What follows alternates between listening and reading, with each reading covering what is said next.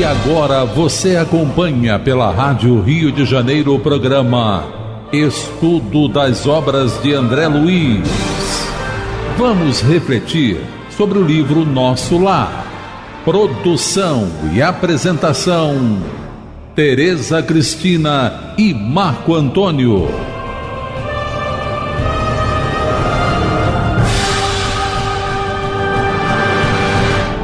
Olá, caros amigos da Rádio Rio de Janeiro. Estamos iniciando o nosso programa Estudando as Obras de André Luiz. Estamos estudando o livro Nosso Lar, que foi psicografado por Francisco Cândido Xavier pelo espírito de André Luiz. Amigos ouvintes da emissora da Fraternidade Rádio Rio de Janeiro, novamente aqui estamos com a permissão de Jesus para darmos continuidade ao estudo da obra Nosso Lar. Nós estamos no capítulo 45, no campo da música, e no programa passado, comentando sobre o convite que o André Luiz recebeu para ir ao Parque da Música, aproveitar de uma necessidade, né, de repouso, e aí ele foi convidado a conhecer o Parque da Música. Existe um Parque da Música na colônia Nosso Lar.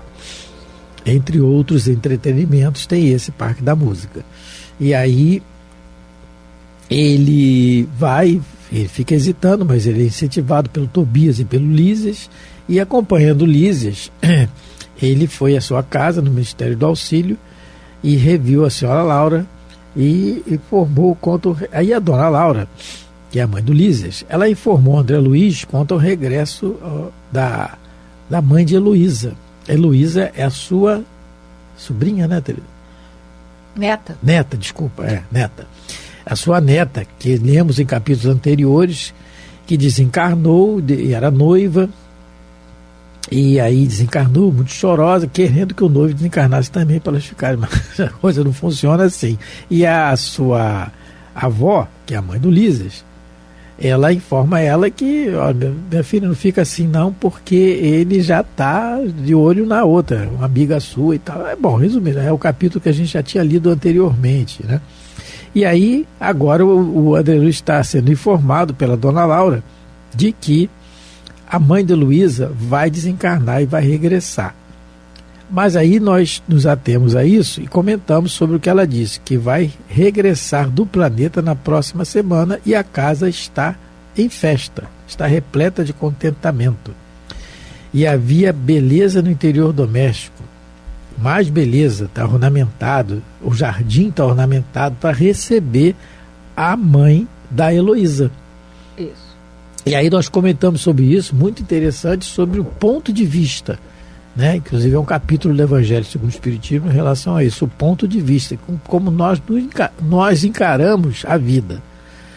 E aí o espírita, nós somos espíritas, né? Aqueles que são espíritas que estão nos ouvindo, os simpatizantes, e começamos a raciocinar diferente perante a vida, de que a morte não é o fim e da continuidade dela. Quando a gente fala da continuidade da vida, é isso exatamente aqui que ela está dizendo. Olha o termo que ela usou, ela está regressando do planeta. Comentamos sobre isso. Sobre essa questão, a Tereza leu sobre a questão principalmente do velório também, abrindo parênteses sobre a questão de velório, em que devemos ter o máximo de respeito ao irmos ao velório de alguém. Por quê? Respeito pelo ambiente que se faz, porque na grande maioria dos casos o desencarnado ainda está ali, ligado ali. Ninguém acende e vai embora para o céu, não é assim. Espíritos superiores são assim, mas na grande maioria de nós não é. Está sendo ali cuidado, tratado, não é? E muitas vezes está ainda um pouco assim traumatizado com a desencarnação, mesmo sendo uma pessoa de bem, como é o caso dos exemplos que tem no livro Obreiros da Vida Eterna. Citamos o caso do personagem Dimas, e a mãezinha dele estava ali do lado dele, no caixão ali, e ele, né, inclusive no velório, é comentado sobre o velório do Dimas. Tereza citou o livro Voltei, do irmão Jacó, que tinha todas as informações, era um grande trabalhador, era espírita, e ele fala da questão do velório também, que ele sofreu um pouquinho ali por causa dos pensamentos. Abrimos esse parênteses e comentamos sobre isso. E para finalizar, porque não deu tempo, tem um verso no livro Poetas Redivivos, psicografado por Chico Xavier, é o capítulo 101, Caso de Morte. Eu vou ler só 2 trechinhos. É do espírito Cornélio Pires. Ele diz assim: a morte que vem à vida, na força do eterno bem, é visita inesperada que não faz mal a ninguém. Na criatura cansada de doença ou provação, ela aparece na estrada por doce libertação. Então, quer dizer, a criatura na provação lutou, fez o que pôde, ou então na doença, na resignado, é uma doce libertação. É o que vai acontecer aqui com a mãe da Heloísa. Porque ela ficou tuberculosa, ela pegou da filha. Pegou não, ela tinha que passar por Agora, isso. Passou. Agora ele continua. Mas a morte provocada, por mais que a luta nos doa, é fruto amargo no tempo que estraga qualquer pessoa. Quem pede para morrer, sem calma e fé, a contento, na hora solicitada, encontra arrependimento. Aí é diferente. Aí é a morte provocada, é querer morrer, se desesperar, eu não quero mais viver, essa vida não tem sentido. Aí começa. Aí depois vai encontrar o arrependimento. Não é? Então é isso que a gente comentou, a gente queria só acrescentar esses versinhos do Cornélio Pires aqui. Então vamos continuar. Parágrafo 10. Despedindo-nos, a dona da casa me abraçou e falou bem-humorada. De então, doravante, a cidade terá mais um frequentador para o campo da música. Tome cuidado com o coração. Então, isso é um detalhe muito importante, porque é o sentimento. E a música mexe com nossos sentimentos. Ela mexe com a nossa alma. Você está dirigindo, você está no trânsito, por exemplo, né? Esse trânsito maravilhoso aqui do Rio de Janeiro, por exemplo. Você liga o rádio numa estação, você ouve uma melodia suave, uma melodia que você gosta, se mexe, aquilo te acalenta, de uma certa forma, traz paz, traz calma. Aquele ritmo que você gosta de música. E aí é o que a gente se reporta novamente a questão 251 do Livro dos Espíritos, em que Allan Kardec pergunta se os espíritos são sensíveis à música, porque o capítulo é da vida espírita. E na resposta os espíritos dizem que a música possui infinitos encantos para os espíritos, por terem eles muito desenvolvidas as qualidades sensitivas.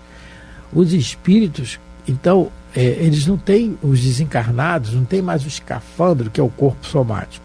Fica mais, a sensibilidade aumenta. Transparecemos aquilo que realmente somos. Então, isso aumenta a nossa percepção na questão da música. Mexe mais ainda. Então, é o que ela falou aqui, ó. Mais um frequentador do campo da música. Cuidado com o coração, porque ela sabe que ele deixou na terra a sua esposa e os filhos. E a saudade está dentro dele, claro que está. É aquilo, é que ele é disciplinado, ele é obediente. É um trabalhador, é um grande exemplo para nós. Então ele não está reclamando o tempo todo, ele não está, mas a saudade com certeza tem. E o campo da música vai proporcionar isso a ele. Lembranças. Né? Lembranças e tal. Então tem que ter um equilíbrio também. Né? Então, não é ir lá para sofrer. A gente, quando começou a fazer esse estudo desse capítulo, a gente lembrou e a gente procurou que na Revista Espírita tivesse alguma comunicação sobre a música, sobre a harmonia. Então, nós achamos na Revista Espírita de 1869 uma comunicação do maestro e compositor Rossini. O nome dele é Gioacchino Antônio Rossini. Ele nasceu eu até pesquisei, ele nasceu em 792 e desencarnou em 868.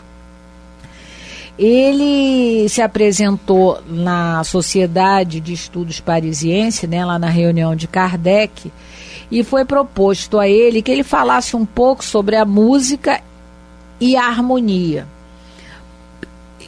Não, minto, sobre a música. Só que ele, nessa comunicação, quem tiver interesse, é no mês de março de 1869. Ele vai fazer uma distinção entre o que é música e harmonia. Ele coloca que a música é o instrumento pelo qual passa a harmonia. E ele diz nesse estudo que ele faz, nessa mensagem que ele passa, que a harmonia é um sentimento. Olha mas lógico, é bem grande a comunicação, quem tiver interesse. Ele diz assim: a alma é apta a perceber a harmonia fora de todo concurso de instrumentação, como é apta a ver a luz fora do concurso de combinações materiais. A luz é um sentido íntimo que a alma possui. A harmonia é igualmente um sentido íntimo da alma e é percebida em razão do desenvolvimento desse sentido. Fora do mundo material, isto é, fora das causas tangíveis, a luz e a harmonia são de essência divina. Então ele vai fazer uma diferença entre música e harmonia. E a gente lembra que no livro Renúncia, a Alcione está estudando em Sírios, na constelação de Sírios, ela está estudando a harmonia divina para trazer para a Terra. E ele continua nessa comunicação dizendo que a música é o médium da harmonia. Então a harmonia divina está no universo, está na natureza. E aquele compositor, aquele músico, ele consegue captar, não é, essa harmonia e transmitir para a gente. Por isso que ele coloca, é muito interessante, a música é o médium da harmonia. Ele vai dizer que a harmonia na Terra, né, que a luz, que ele vai dizer assim, que a harmonia da Terra não passa de um reflexo da harmonia do universo. E a harmonia é tão indefinível quanto a felicidade, o medo, a cólera. É um sentimento. Então a harmonia, ela é um sentimento divino que todos nós trazemos e que conforme nós evoluímos, a gente vai apurando e vai conseguindo captar melhor essa harmonia. E esse maestro Rossini, ele diz nessa comunicação que no final dessa comunicação, a comunicação foi em janeiro de 1869 e foi publicada em março de 1869. Ele diz assim, ele termina assim: a alma virtuosa que tem a paixão do bem, do belo, do grande e que adquiriu a harmonia, produzirá obras-primas capazes de penetrar as almas mais encouraçadas e de comovê-las.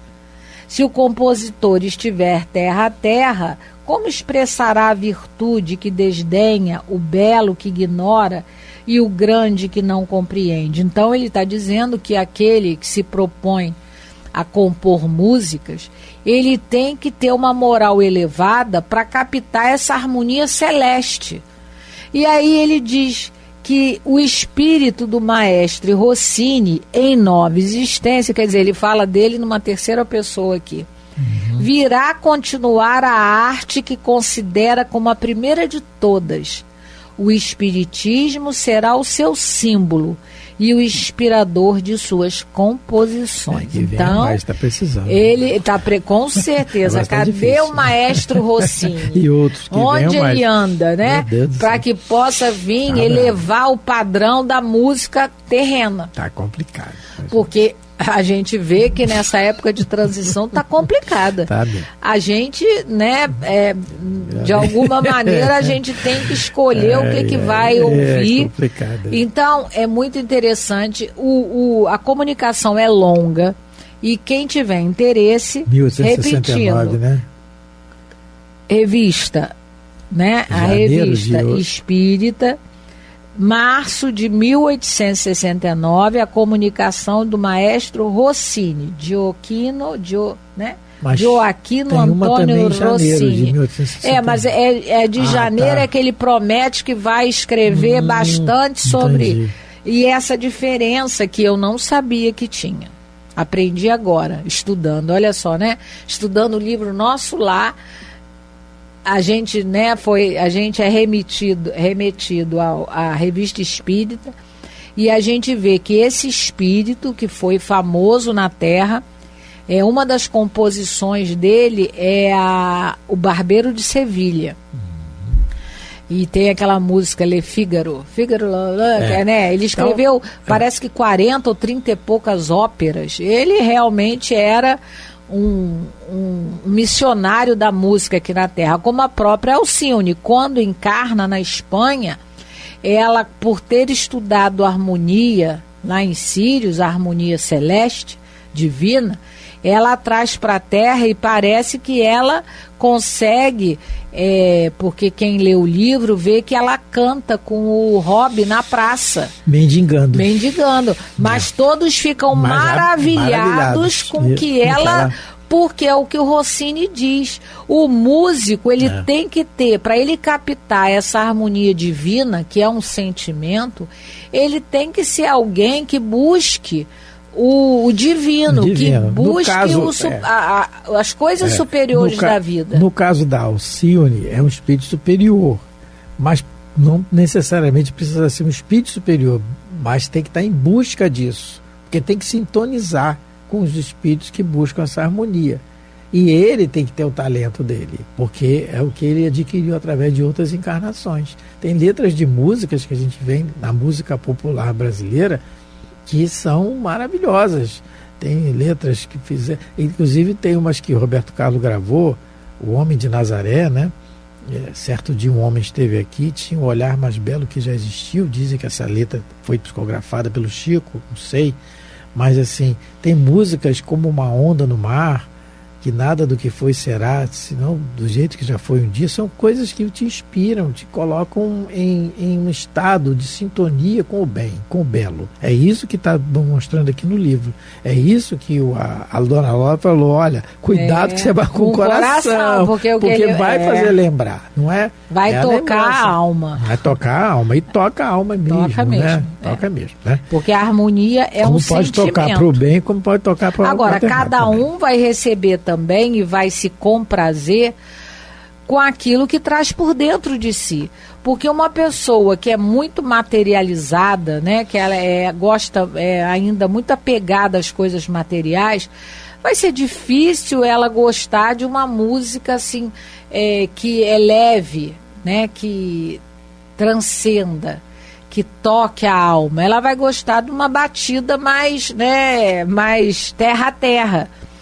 Porque uma coisa também que existe, a gente não pode achar que toda música clássica, toda música orquestrada é uma harmonia celeste, porque a música, uma música regional, ela pode ser tocada por uma orquestra, não é? Aquela música do Villa-Lobos, que também é uma música... Acho que é do Villa-Lobos, aquela que fala Meu Brasil, brasileiro. Ela é uma música regional, claro que ela é regional, mas ela é orquestrada, ela é tocada por orquestra. Então a gente não está falando aqui, porque às vezes a pessoa pode achar que a música orquestrada, a música clássica, é a música que traduz a harmonia celeste. Pode ser e pode não ser, porque de Villa-Lobos e as Baquianas, essa sim. É uma música que te eleva e ela é tocada numa orquestra. Então, para a gente fazer a diferença, né? Para a gente fazer a diferença entre música, harmonia e o meio dela ser tocada, né? Não quer dizer, porque muitas das vezes a Alcione lá na Espanha... Mandira Azevedo. Brasileirinho. Né? A Alcione, qual era o instrumento que ela tocava? Não era uma coisa uma harpa, simples. Né? Parece que é uma harpa. Não, harpa não. Harpa não, é uma coisa simples. Era uma coisa simples. E e aquela coisa simples traduzia a harmonia celeste que a Alcione já trazia dentro dela.